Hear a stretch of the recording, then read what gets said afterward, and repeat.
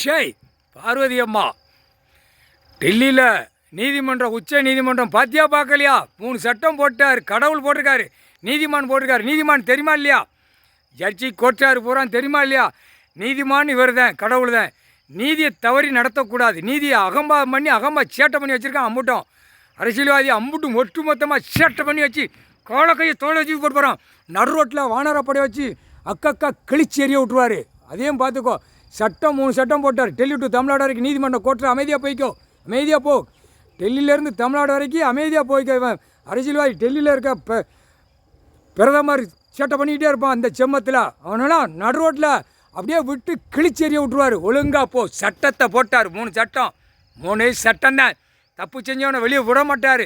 டெல்லியிலேருந்து தமிழ்நாடு வரைக்கும் நீதிமன்றம் கோர்ட்டில் இருக்கிறவனை ஒரு பேல விட மாட்டார். வழக்கு ஆடுறது வழக்கு ஓடுறத அதுக்கு தான் மந்திரத்தால் கட்டிட்டார். ஆட முடியாது, ஓட முடியாது, ஓட்ட முடியாது ஒவ்வொரு பேய்களும். புரிஞ்சுக்காப்பா. கோர்ட்டில் எல்லாமே புரிஞ்சுக்கோ. கேஸ் கட்ட எல்லாம் சுற்றி வளைச்சி தூக்கி உள்ளே தூக்கி செயலரில் தள்ளுவார். 13 செயலரை 13 கம்பியை எண்ணிட்டு உள்ளே ஓடுறா. கடவுள் நீதிமான நான் உட்காந்துருக்கேன், உனக்கு கண்ணு தெரியலையாடா அப்படிம்பாரு. அந்த டயத்தில் கண்ணு தெரியலையா? போட்டாருப்பா கணக்கு. 3/4 சத்தியம் சுற்றி மத்தி எல்லா உலக நாட.